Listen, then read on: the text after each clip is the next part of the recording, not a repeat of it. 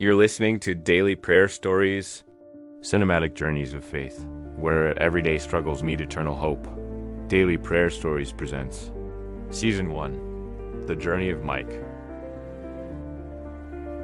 Part 8, The Longest Night. When despair lingers in the dark, sometimes all you have is a prayer whispered through tears. The night stretched long, as if dawn had forgotten to come. Mike lay in bed staring at the ceiling, counting the cracks in the plaster he'd memorized months ago. Beside him, Emily slept restlessly, her breathing uneven, heavy with the weight she carried silently every day.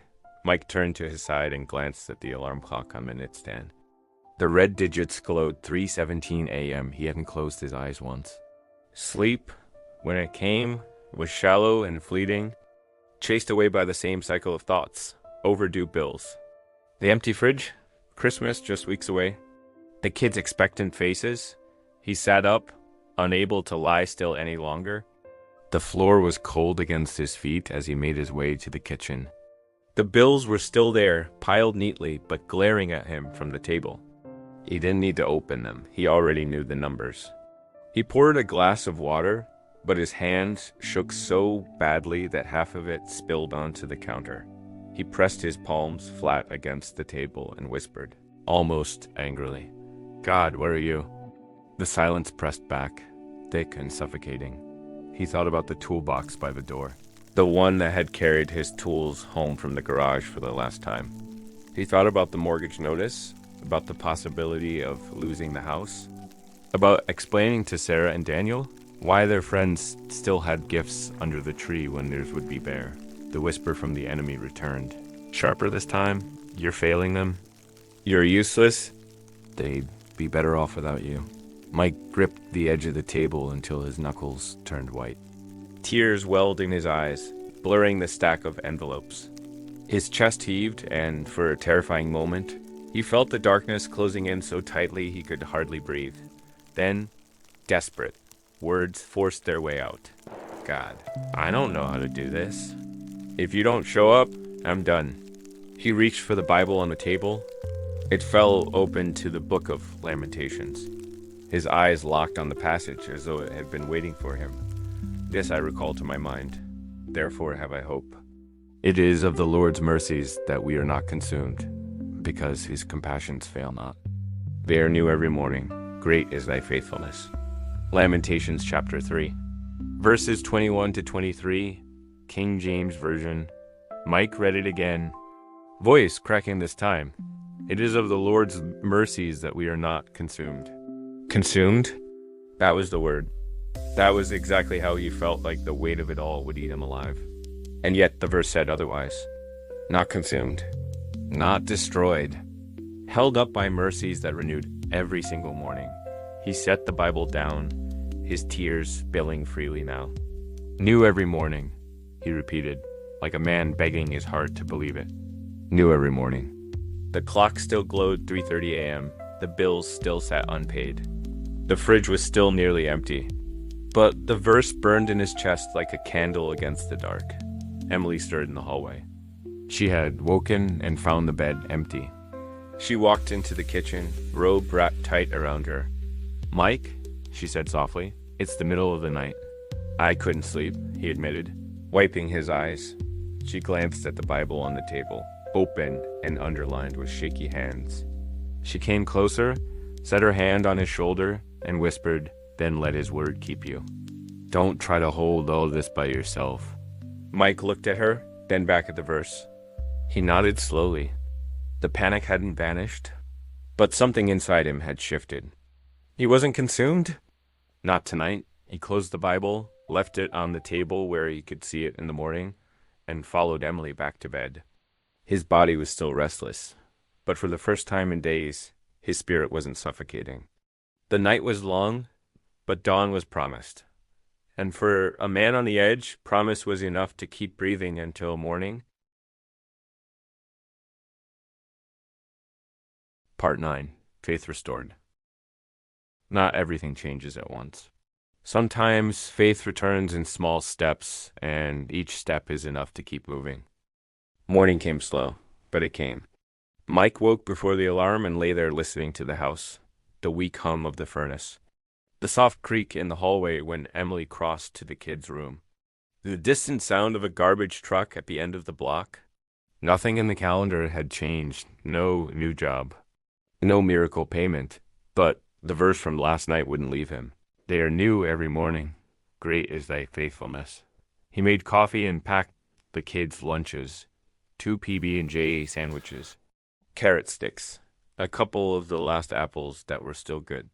When Sarah walked in, hair pulled into a messy ponytail, she smiled at the note he'd tucked into her bag, proud of you. Always, Daniel spun his backpack like a helicopter and asked if he could wear the fast shoes in gym. Fast shoes only work if you listen to your teacher, Mike said, and Daniel solemnly promised he would. After drop-off, Mike drove home the long way, past the garage where he'd worked. The bay doors were open. A truck idled on the lift. He didn't slow down. He wasn't ready to stand in the doorway and smell the coffee he didn't pour anymore. But he didn't speed up either. He let the sight of it be what it was, a piece of his life, not the whole of it at the mailbox.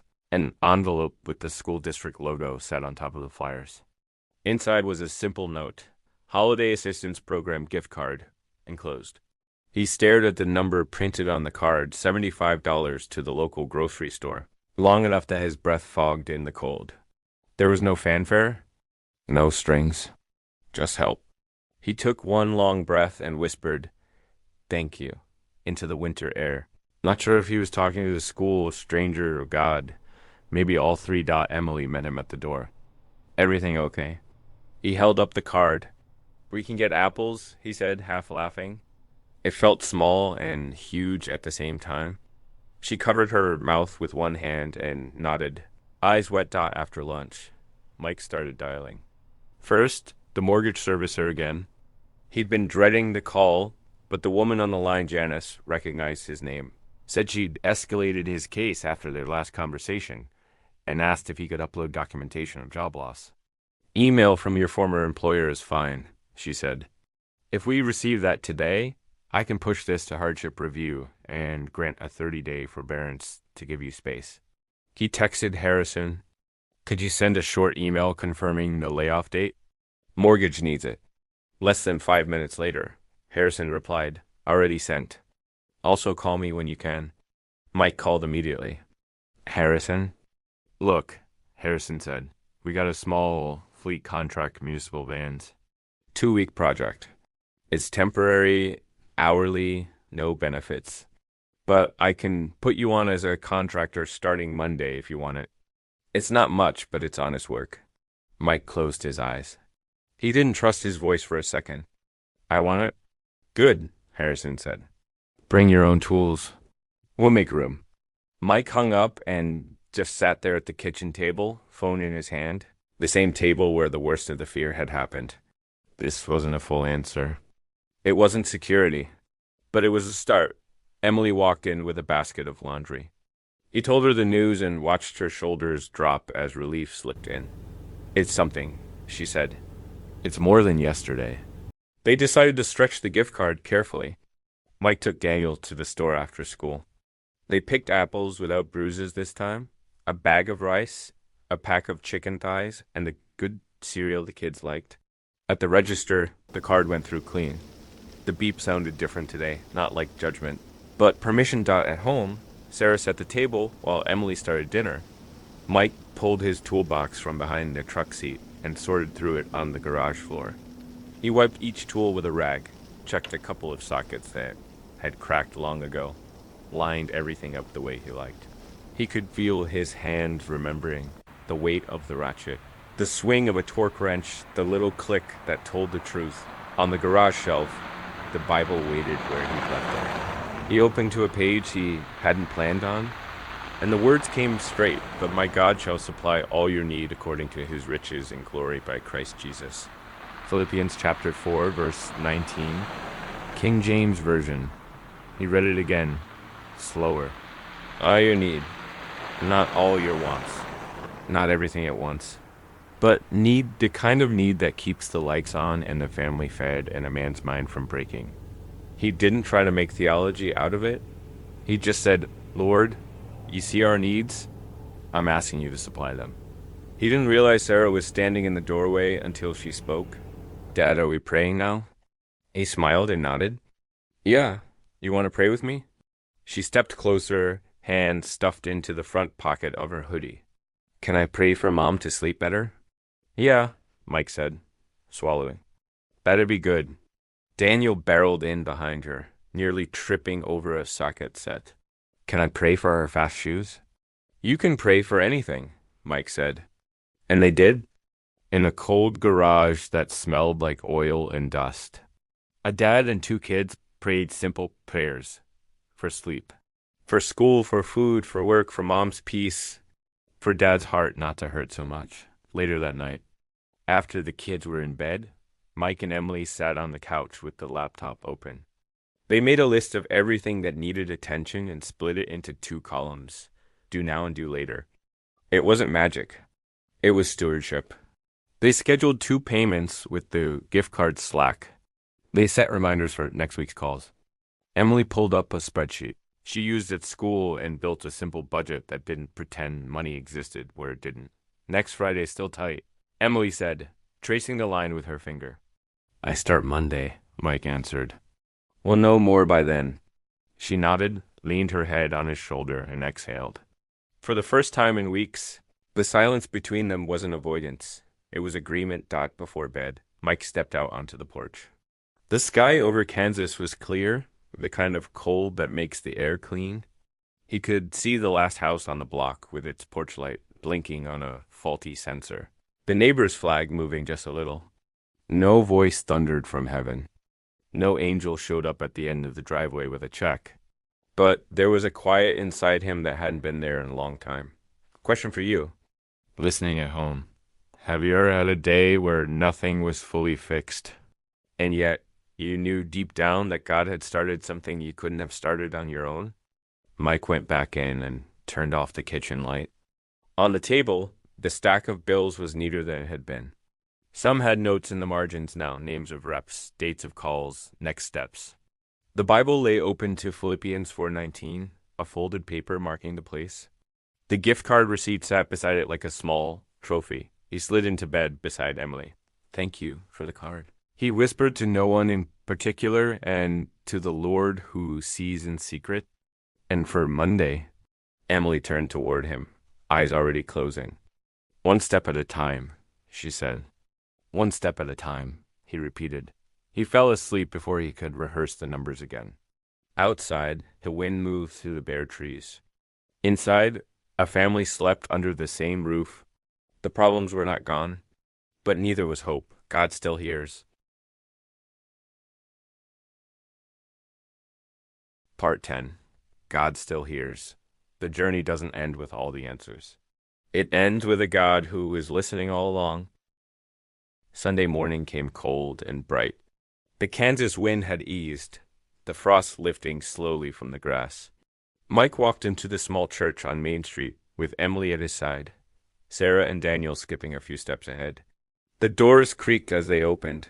The smell of coffee and old hymnals drifting into the entryway. It had been months since Mike last walked into a service. Too many Sundays he had told himself he was too tired, too busy, too behind on everything that mattered. But this morning felt different. Not because his problems had vanished, they hadn't. The bills were still stacked. The truck still needed gas. Work on Monday was temporary at best, but something had shifted inside him. They slipped into a wooden pew halfway back. The worship team was already playing softly an old hymn most people had memorized without even trying. Emily's hand slipped into his. Sarah leaned against her mom. Daniel swung his legs against the bench, restless but quiet. Mike bowed his head. And for the first time in weeks, his prayer wasn't a desperate cry for rescue. It was gratitude. Simple. Honest. Thank you for not leaving me. Thank you for still hearing me. The pastor opened the Bible and read aloud. But they that wait upon the Lord shall renew their strength. They shall mount up with wings as eagles.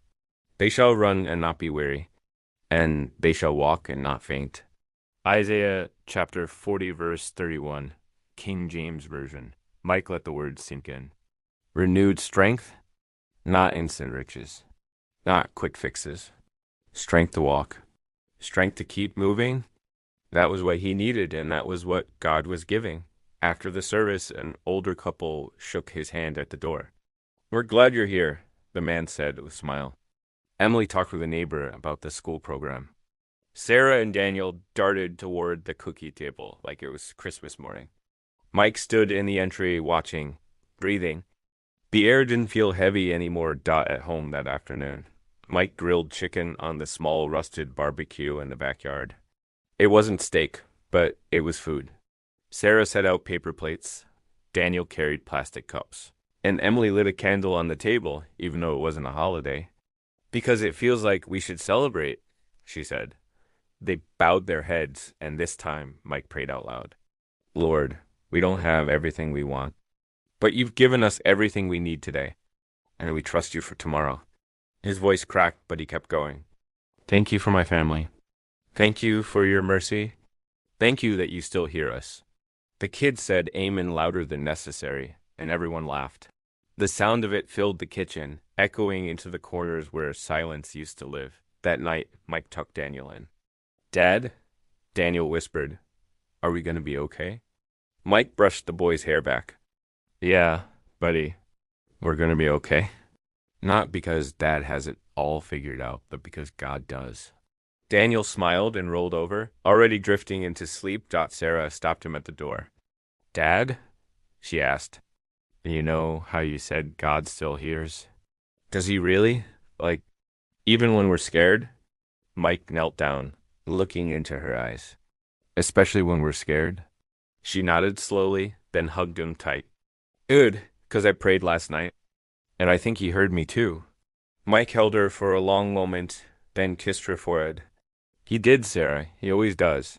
Later, when the house was quiet and Emily was asleep, Mike stepped onto the porch. The sky stretched wide over Kansas, stars scattered like sparks across black velvet. He breathed in the cold air, feeling it burn in his lungs. And he whispered one last prayer into the night. "Lord, I believe you, even when it's hard. Even when it's quiet, thank you for reminding me you're still here." The wind carried the words away, but Mike knew where they went. Not into silence. Into heaven. The journey wasn't over. The bills weren't gone. Tomorrow would bring new challenges. But Mike wasn't alone anymore. He never had been. And that was enough. God still hears. This was the season finale of Mike's journey. But next week, a new story begins. Her name is Sarah. Her pain is different, but her questions sound a lot like yours. Join us Monday for Season 2, the story of Sarah, because every journey of faith is different. But God still speaks.